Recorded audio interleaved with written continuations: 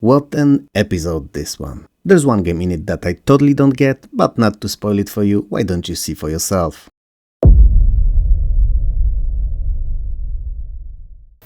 Gem Power: The Lost Dimension in 3D is an expanded and enlarged port of Amiga's original, Gem Power in Mutant Planet.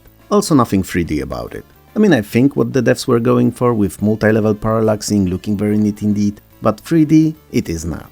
What it is though is a run-and-gun action platformer that's very console-like in its design and quality, which should not come as a surprise, as other than those, it also released on SNES and Sega Genesis too. So, it's fast and frantic, incredibly colorful, with huge butter smoothly animated sprites and beautifully designed levels. Story-wise, Earth has been always guarding the entry to the so-called Lost Dimension and serve as its protector, knowingly or not. Vaprak, the evil guardian of the Lost Dimension, threatens to annihilate Earth to free his brethren and allow them passage into the dimension. You play as Gem Power, a super special, turbo, extra incredible and amazing warrior that's known for his, well, power. And he alone, or you alone to be precise, have to muster all your might and get to the Vaprak and stop him. Naturally, you don't come unprepared, you have your wits and good looks. And you do look like a superstar, I must add.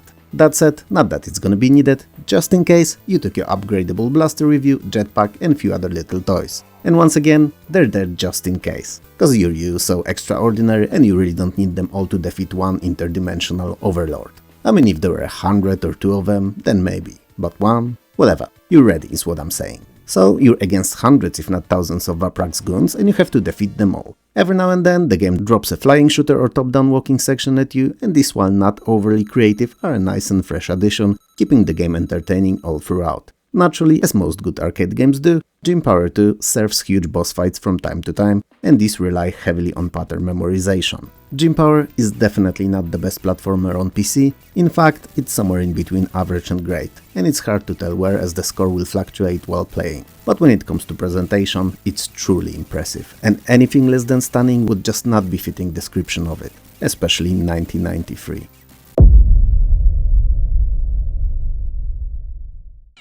Krypton Egg is means of reproduction for Kryptonians. So, a female Kryptonian lays an egg and then Superman comes, quite literally, and fertilizes it. All that happens with neither male nor female ever seeing each other. Fact. Don't check it though, trust me. Also, it's a breakout/Arkanoid clone. And as in most games of the kind, you control a paddle at the bottom of the screen and have to remove the blocks arranged in various patterns on top of it. You do it by bouncing the ball, the Krypton Egg if you will, at them. Now, as we know, in the light of our yellow sun, Kryptonians are near indestructible. Same goes for their eggs, so they happily bounce off all the bricks, destroying them left and right. You complete the level when all bricks are removed and lose a life if the ball, excuse me, an egg, ever crosses bottom line of the screen. Simple as that. Naturally, as most of these clones go, Krypton Egg features a whole plethora of various pickups randomly falling out of blocks, both positive and negative. So, size change for the paddle, enlargement or duplication of the ball, thrusters for the paddle to move freely all over the screen, weapons that help clearing levels faster, and many more. So the sooner you learn which pickups are which and prioritize getting these more important ones, the better you'll be doing. One thing that Krypton Egg has to offer that similar games don't, and I don't mean the Superman legacy here, though that's unique as well, are the enemy rush and boss levels. First, see you shooting enemies popping up from a gateway at the top of the screen, and second, fight a boss creature in static screen horizontal view fashion. These additions may not be strong enough content-wise to ever be made separate games, but as a refreshing palette cleaner between regular stages, they're perfect, and add a lot of replayability, keeping the game fun all throughout. Graphics and sounds are both excellent, and while Krypton Egg is just a port of a 5-year-older Atari ST game, it looks and plays like best titles in the genre on PC. All the level layouts are genuinely fun too, so if you're into breakouts at all, you'll be hard-pressed to find a better one from 1994 on PC.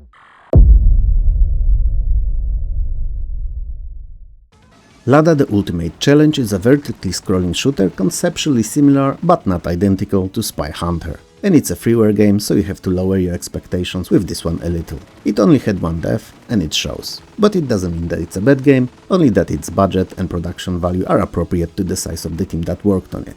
And for the one-man effort, it's pretty decent. The game sees you constantly driving upwards through changing environments and shooting enemy vehicles. The score is directly proportional to the distance you've traveled, with some extra points awarded for score pickups. You start with 3 lives and your car is described by 3 attributes: condition, bullets and missiles. And while the latter 2 are self-explanatory, the first starts at 100 and a set amount is deducted from it every time you hit something or someone and when they hit you.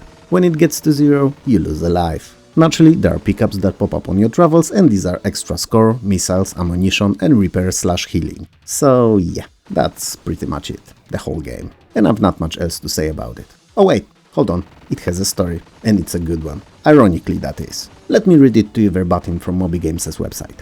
The year is 2020. Anarchy and road rage rule the highways, and only the strong survive. As ruthless warriors prey on passing motorists. You are an Eastern European factory worker, proud owner of the world's last Lada. Your mission? Reach the abandoned Lada factory and reactivate it, thereby restoring the glory of the Russian automobile industry and bringing peace and harmony back to the world's highways. Now, isn't it the most awesome crap little story you've heard all day today? Anyway, Lada the Ultimate Challenge can be fun for few short playthroughs, but it lacks any real staying power, I feel. But I suppose it's best if you give it a go and make your own mind about it.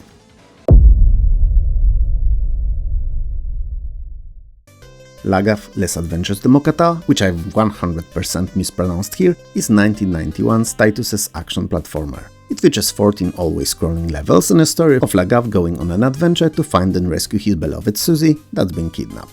Nearly each of those levels contains few secret rooms and ends with a boss fight. Naturally, all stages are filled with thematically appropriate to its designed enemies, and these have to be either disposed of by throwing various objects that you can pick up at them or avoided.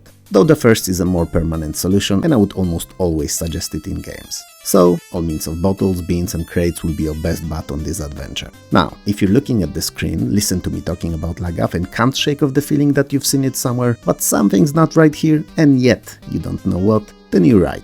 You have seen it before, and it is. Something different, that is. Lagaf is a France-only release that had a more well-known international version with a different protagonist. So instead of Lagaf, we got Titus. Titus the Fox to be precise. And other than this small change, the games remain identical. But if you're like, yeah, that's the one, thanks but, yet I still somehow feel odd about it, like I've seen the gameplay loop somewhere else before, then you're right once more, cause you have. Man, you're on the roll today. Before Titus the Fox, Lagaf, or however you wanna call it, released, Titus dropped a little game known as Blues Brothers, based on the same titled movie. And while the story and graphics were unique in that one, gameplay mechanics were practically the same. Now, how many gaming mysteries have we solved together in this one today? In reality, there may have been 2 or 3 only, but it feels like there were many more. You and I, and there's no shred of a doubt about that, we make a great team. Anyway, Lagaf's graphics and sounds are really nice, but given they're the same as in Titus, it should come as no surprise, so if you're a fan of platformers and don't have Titus the Fox, this is the second best thing.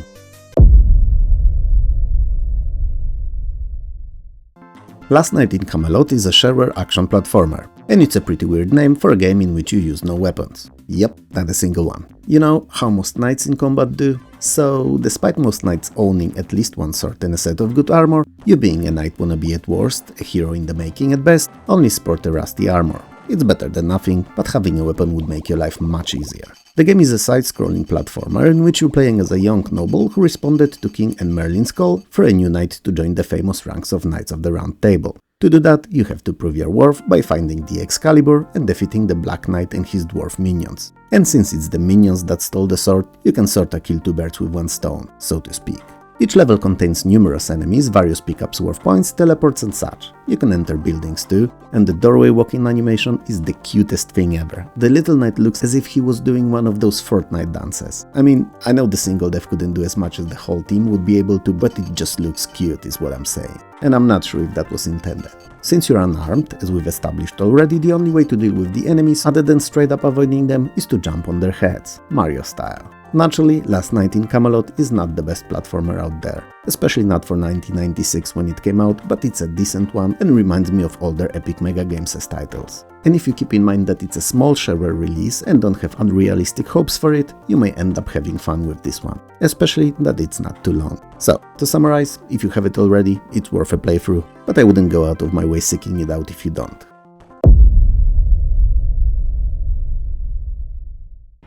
Last Rites is one of the most obscure and little-known FPS titles of the 90s, and officially it released in Europe only, which may have been partly responsible for its unknown status, but it's also not a very good game, so having dropped in other regions wouldn't have really changed all that much, at least not in its favor. Anyway, in the not-so-far-off future, evil Professor Mordai found a way to resurrect dead and make an army of zombies out of them, army that he controls. These zombies, coming in an ungodly large numbers and requiring no supplies, maintenance or weaponry, have quickly in one sweep rotten flesh sinking move overtaken the world, and the remaining humans were driven underground and need to hide to survive. You play as a commander of one of the resistance cells operating out of unnamed city in a remote location, so you're no one from nowhere. Good start. There's 10 levels in the game and each has very specific objectives to fulfill. Those levels drag a little, but are not bad enough not to carry on playing. In most of them, you play with a few CPU-controlled soldiers helping you out, but their AI is remarkably stupid, so I wouldn't count too much on them changing the tide of any shootout. And you can't even issue them basic orders, so they're just there, to be honest. But it is what it is. In one of the latter stages, you'll eventually recover some kind of a super weapon that you'll need to use on Professor in a final solo assassination mission. All levels are rather maze-like in their design and contain a fair amount of environmental puzzling, seeking switches, opening doors and the likes. And that's the biggest beef I have with Last Rites, cause it has you running around seeking for all these and it features no in-game automap. So getting lost is really not that difficult in a city built out of same looking textures and locations. The weapons are a standard pistol, submachine gun, shotgun, flamethrower, rocket launcher and 2 types of sci-fi inspired energy weapons, and they carry over from one mission to another. Other than the pistol, all have limited ammo, but since it's not that difficult to find, I think the feeling of being overwhelmed by hordes of zombies never really sets in, as you can pretty much always spray an army worth of bullets at them. It makes Last Rites feel a bit flat. Whatever. It also features both headlamp and a scanner, and it kinda explains why the game's so darn dark. Both of these use battery reserves that you carry, they can be replenished via pickups too, but aren't as common as the ammo, so should be used smartly. The scanner especially, as it has 3 ranges and highlights both secret caches and enemies, so in a game with no automap, can be useful in figuring out where you've not been yet. I think that the biggest selling point that the devs were banking on were the zombies and blood, cause there's plenty of both in Last Rites. But I'm sad to report that neither of them are enough to redeem the game from being mid. And marrying a full 3D engine with 2D sprites was a bad choice for 1997 too, and made Last Rites look dated on release. Would I recommend it to anyone? Nope. It's rather bad and not worth seeking out. But if you have it already and are really bored, then yeah, by all means, give it a go.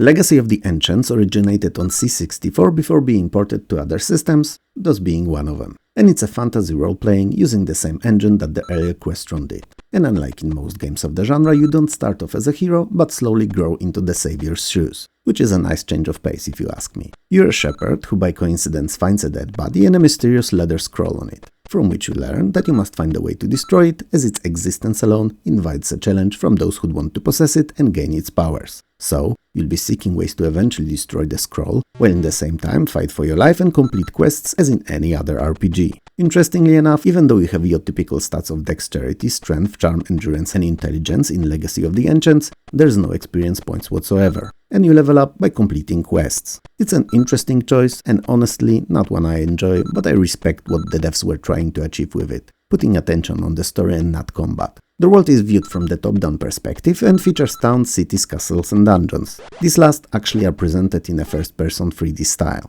Various towns and certain museum displays allow you to play in special minigames that, if completed successfully, will permanently increase your stats. Other than that, you'll obviously get to meet NPCs, fight, cast magic spells, trade and gamble as expected too. You know, like in any other RPG of its era. One thing I don't like about the Legacy of the Ancients is its hardcore approach to gameplay, meaning you will have to map your dungeons yourself. I mean, I know it was very common in these early RPGs and part of the experience, but the game has so many locations in which it's easy to die at that trying to complete them without a map is careless and feels like a death wish. And sure, I didn't mind mapping at all back in the day, but today, when I've been spoiled by decades of it happening automatically in the background, having to draw my own map makes me not want to play it again. If that's not an issue for you though, then Legacy of the Ancients is a full-fledged adventure RPG and a treat to any and all fans of the genre.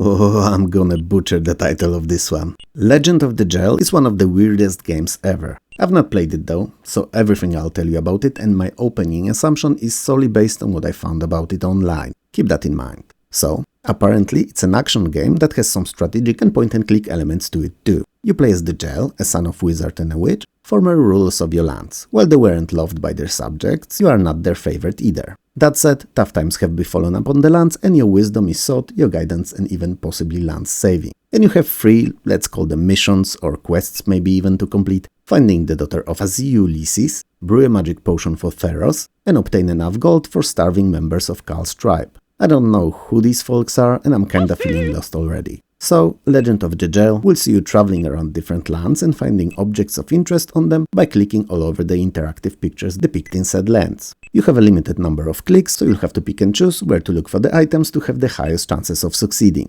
all to recover them and deliver to someone somewhere else where they need it. There are also 2 puzzle strategy challenges that the game can make you complete, and it's either confrontation of the mind or confrontation by force. Both of them apparently are rather good and would do much better in their own separate games than in The Legend of Djel. That is largely considered to be a convoluted mess and an obscure title deservedly so. And I kinda get that, cause I keep reading reviews of it, I saw the footage and still don't get what it's all about. So, sorry for that, but this one's way over my head it seems. Fortunately, after completing the game, you can access both of these confrontation minigames separately, and they're the only redeeming factor for The Legend of Djel. So, if you played the game and understand how it works, please let me know and explain it to me like I'm 5. And if you think about trying it out and know as much about it as I do, so very little, then I can't really recommend it or detract you from trying it out, as I never had myself. So, yeah.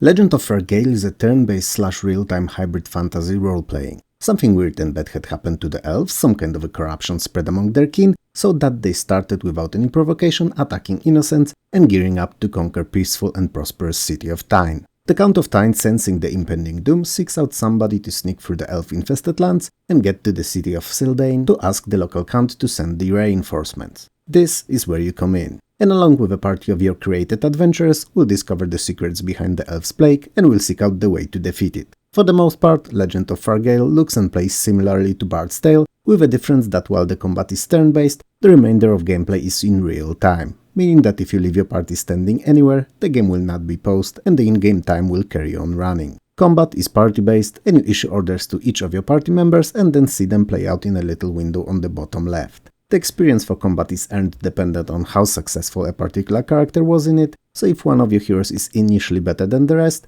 chances are he/she will develop faster and the gap will widen too. It's not a biggie though, just something worth keeping in mind. Also, the encounters are rather difficult and keep positioning in mind, so make sure not to have your caster standing next to the enemy, as not only they will be easy to cut down, but it will be tough for them to focus to use magic, so, and that's the best advice I can give you, it's worth to save often, and keep few of those saves running. Other than that, you'll travel over the top-down view world, visiting towns, exploring the wilderness and dungeons. These last in the first-person perspective. You'll fight the enemies using both melee and magic, and will have an adventure and a half. Interestingly enough, despite Legend of Faerghail taking place in an entirely different universe, you can import your characters from Fantasy 1 and 3 and Bard's Tale 1 and 2 to play with your previously used party. To summarize, if you like classic adventures, this one's as good as they come, if you don't mind mapping all by yourself, as that's what you'll need to do too.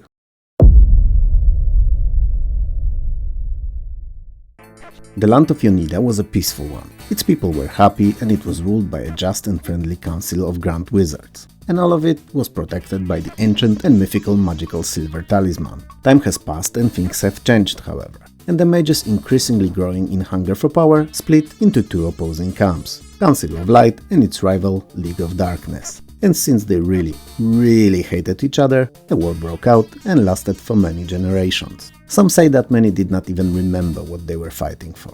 Amid the constantly drowning the land's chaos, an opportunity arose, and someone or something took it and stole the talisman. Your task, generally speaking, will be to find it and recover it. Legend of the Silver Talisman is very similar in its gameplay formula to arcade classic Gauntlet, but sporting graphics more alike to what we know from Ultima 6, so a top-down slightly tilted viewpoint and attractive and colorful VGA presentation. Unlike Gauntlet, however, Silver Talisman features many more kinds of weapons, monsters and considerably more expansive levels. The most curious thing about it though is the split-screen 2-player mode, which actually is the only way it can be played. So you're always with someone else, be it human or CPU, and you can go through the entire adventure together or play unfriendly, fighting it out whenever you get a chance, or even steal from one another, because why the hell not?